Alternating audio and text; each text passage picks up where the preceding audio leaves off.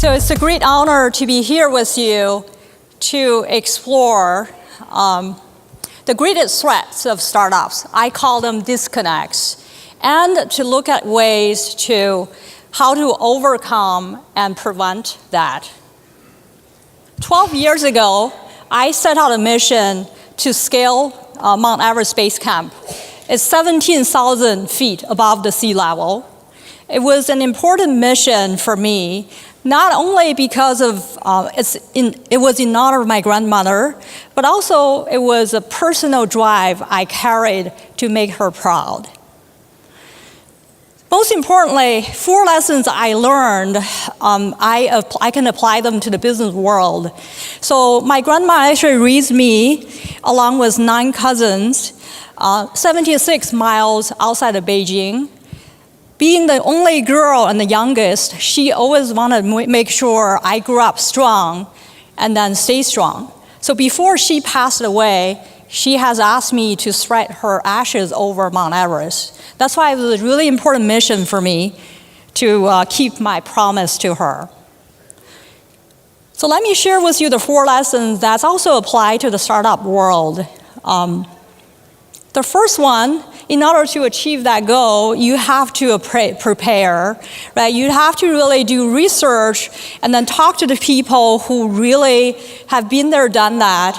And for me, I have to decide who I would go on the trip with, and then what driver or tour guide I would select.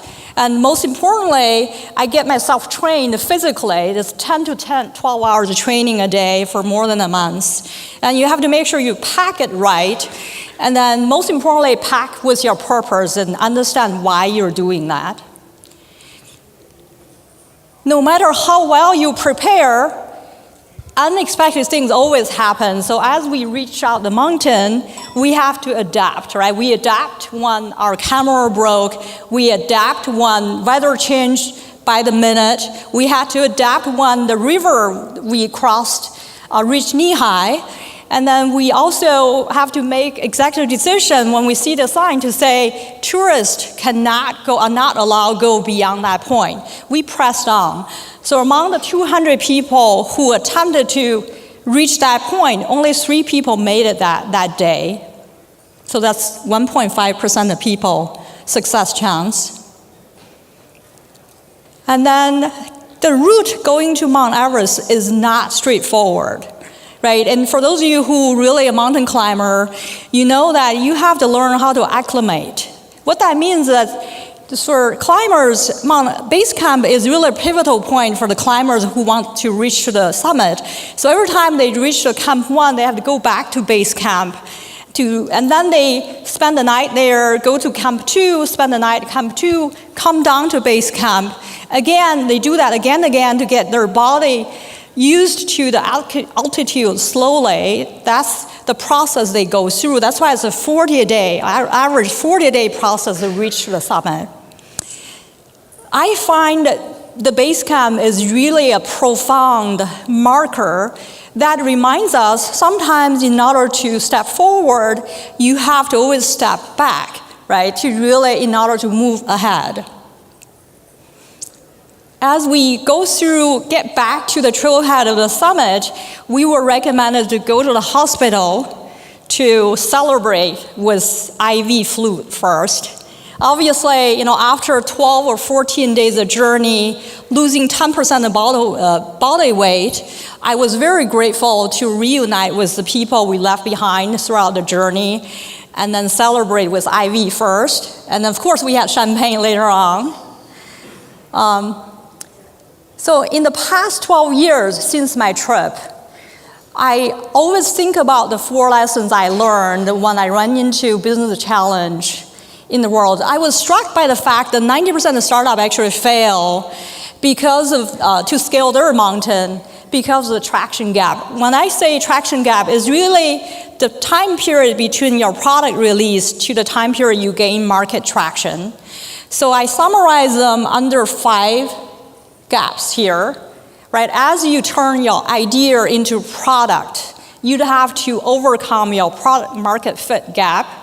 And then as you move from product to market, you need to overcome your defined minimum. What is your minimum viable product? That's the gap you have to do. As you move from market to scale, 3 more gaps you have to overcome, right? That is voice to customer gap, the process gap, and measurement gap. So in the next few minutes, I will share with you 3 real stories that talk about how these 3 companies overcome all 5 gaps, 5 different gaps to propel their growth.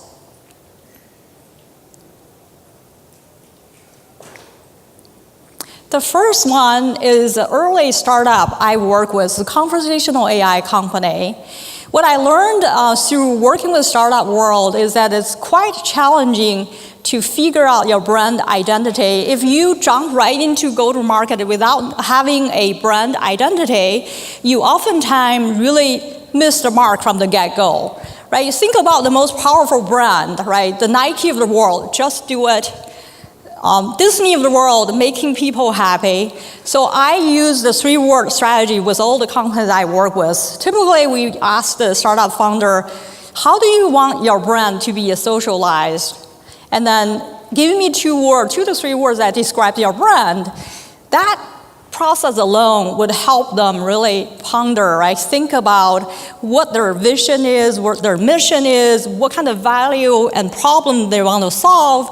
So through that process, we are able to really map out the product market fit for this company, and then we were able to move them from 2 customers to 36 customers in 8 months. And then we also move them beyond 1 vertical to 3. There's a Forbes article about their growth, right? How they grew from $170K to $4.5 million in 1 year. So that's the story, success story about how they overcome the product market fit gap to succeed. The next story I want to share is Jabbit. Jabbit recently raised a Series B, $12 million Series B, very recently. They were founded in 2011. At the time, the MarTech, there are only 150 MarTech companies. 5 years later, 6,000 more per Gartner, right? So that was the time I got engaged, where that was the time when they needed to go through Series A fundraising. They'd have to really come up with much stronger go-to-market message, go-to-market, to differentiate themselves from the crowd.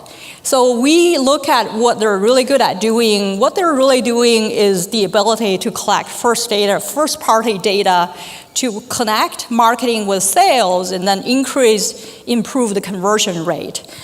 So by doing that, we really shifted go-to-market from MarTech to Hello Declare data, and then they're much more ahead of their competition. We also look at deeper dive into their business model, look at their revenue mix, look at their pricing structure, and optimize all that, and shifted their enterprise revenue mix from 45% to 80%. That's how we tripled their revenue in the past 12 months. So that's how Jabbit overcame the defined minimum gap, right? They moved from minimum viable product to minimum viable repeatability to achieve their growth. The third one is Marketo. Many of you heard from Steve Lucas yesterday about the post-acquisition phase, right? Adobe just acquired them $4.75 billion recently. I'm going to share the story about the early stage of Marketo when I joined, where they just went public, well known as a small SMB leader in marketing automation with 400 employees at the time. They were pivoting to enterprise. So we had less than 17 enterprise customers. They had 3 main challenges at the time. The consulting margin was double-digit negative. And then the customers oftentimes were not happy because what was sold in the field is not aligned with what needs to be delivered. And then most importantly, they couldn't gain the traction of selling into enterprise account. So those are the 3. And then what we did, we acclimate, right? Acclimate back to the customer. I talked to every single one of these 17 customers, and then not only talk to the marketers, but also talk to the CMO, CIO, CTO, really understand what is on top of their mind. If sky is the limit, what their definition of success is, and how can we help them achieve those goals. So what we learned through that conversation is that the CMOs are challenged to understand the marketing roadmap, right? What are things you can do throughout the journey to really claim the success, and how do you really measure the success of marketing automation? So we actually started a digital marketing practice just to provide that marketing automation roadmap for them. And on the CIO, CTO side, we learned that deploying Marketo was not a challenge at all, right? Plug and play, a few days of work will be done. But what's really most challenging is the integration. How do you plug Marketo to integrate that smoothly with all the existing ecosystem there they have? So we built an integration practice. Actually, the integration practice leader is right here in the audience today with us. And then by inserting those two practices, not only we were able to achieve more success, we were also able to elevate the conversation with the C-suite executives. Then we were able to grow the revenue from less than $5 million to $155 million ARR in 3.5 years. So every single startup is unique, right? What works for one may not apply to you. However, remember, you can always find a positive milestone to celebrate. Not every company will achieve to become a unicorn. I wanted you to, I hope all of you will walk out of here to remember the 4 lessons I learned through scaling the Mount Everest, right? That is prepare, adapt, acclimate, and celebrate. And I urge you to really take a hard look at your business, really understand where your traction gaps are, and take actions to cure your disconnect. So that being said, I'm going to leave the last minute for questions. Yeah. Yep. What's the biggest challenge you face as a leader, and how did you overcome it? Your organization specifically. The biggest challenge, the question is, what's the biggest challenge you face as you go through working with the startups? And so the biggest challenge is that these pocket aces the startup owners have, right? Everybody is challenging to hear people tell you your baby is ugly. And even with Marketo, right? Even they grew that much, they had to exit in the end. So you grow. What really does not, crisis actually sparks creativity, crisis sparks innovation, but when you are ahead of everyone else, that's where the most dangerous point, where complacency really kills, right? So to me is that to constantly reinvent yourself, right? Think about things that you've not think about. Sometimes you have to admit that you talk to others who've been there, done that, no matter how good you are, maybe it's time to reinvent yourself. That to me is the biggest challenge for all of us, myself included. Any other question? Hi. Question on the slide. When you say the entrepreneurs have to adopt, but would like to hear your thoughts when they should adopt or change the strategy versus sticking to their game plan, believing in themselves, believing in their idea. Not in terms of the tactical, but in terms of believing in their core idea. When any entrepreneur starts with an idea, and there's always pitfalls, there is always struggles, there's always negative, there's always naysayers. And obviously, they all have to adapt to new strategy, new markets, other thing. But there is also believing into their core idea, sticking to their game plan, and believing in themselves and running to the end. When should they believe in that, their core idea? When should they adapt, actually? There's a RX for that, right? Unfortunately, it's part of it is gut. Part of it is you engage with experienced people. you have to really, it's like, the fact that I went to Mount Everest, I got a lot of resistance, right? Even the family members saying you can just spread over through helicopter, the ashes through helicopter. That's not the same, right? If you believe in something that you know that you have to make it happen, it has a higher purpose than anything else you do, then that drive will help you succeed, right, halfway. And in addition, you have to have, the people who's been there, done that to help you. You think about each of the gap, each of the stage you go through, and then you have to make judgment call. The fact that when we reach the point, it says tourists are not allowed to go beyond that point. That's why among the 200 people, many of them just reverse back at that point because they look at the sign, they pause, they question about their ability. But there are always people try to go beyond. There are more than 3 of us decide to go beyond, but 3 of us made it in the end, right? The point is that, sometimes the things you make, very important is to balance your strategic thinking with tactical understanding. So you need to have people been there, done that, not just to have idea. You need to find the partners who can complement your skill set to question you and then to advise you along the way so that you can make the executive decision wisely and then you can take the calculated risk to succeed, right? I think typically obviously the devils will be in the details and then a lot more deeper dive discussion around that. And, Jabit, taking that as an example, I took them to 17 investors, only 2 believed in them the first round, right? In the second round, the more investors chasing them because they've seen the traction they've gained. Vish was part of that process. When they went, Series A was very challenging. When you have 6,000 vendors out there who all do the same thing, how do you jump out of the page, right, to make yourself, to tell people you are different? Not until you really, have the result to achieve the result to prove.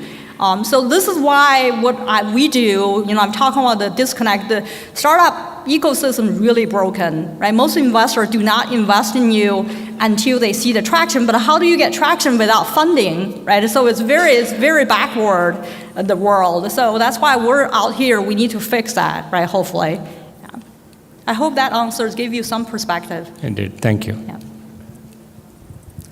Hi, I have a question. What advice would you provide aspiring entrepreneurs in a startup identifying whether their company and product is stalling due to perhaps a lack of traction or brand identity, or whether it's a need to adapt and pivot their original idea?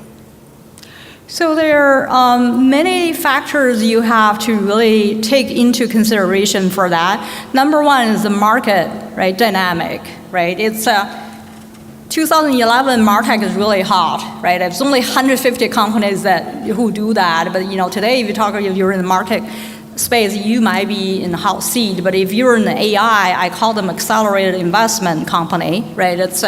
So that's market condition. Number 2 is what problem you're trying to. The why is very important. What problem you're trying to solve, right? Is that really meaningful? The problem you're trying to solve, is that really meaningful? And then how big the market is called TAM, total available addressable market. And then the other thing is the talents you have, right? The team, your ability, plus whomever you have on your team, if you're capable of operate. And then the other thing is your brand identity. I'm talking about this. When you're trying to go to market, you don't just turn your idea to product, go to market, because you need to take a step back, just acclimate, right? To think about, if I want to go to market, how do I want people to associate my brand with, right? But just do it. Nike, everybody knows, right? The think differently is Apple. So people know who they are. That's important. There are many nuances that go through. These sound simple, but there's so much for you as a founder to digest, and then you have to make executive decision as you go along. Most importantly, find your Sherpa, right? If you climb the mountain, you cannot do it alone. You have to have people who've been there, done that, and then give you advice as you go along. And do that early. Don't wait until Series B to hire someone seasoned to do that, because that you're already off on the wrong path by then. That's way too late, right? Okay, That was the last question. Thank you very much, Helen. Helen, please big applause for her.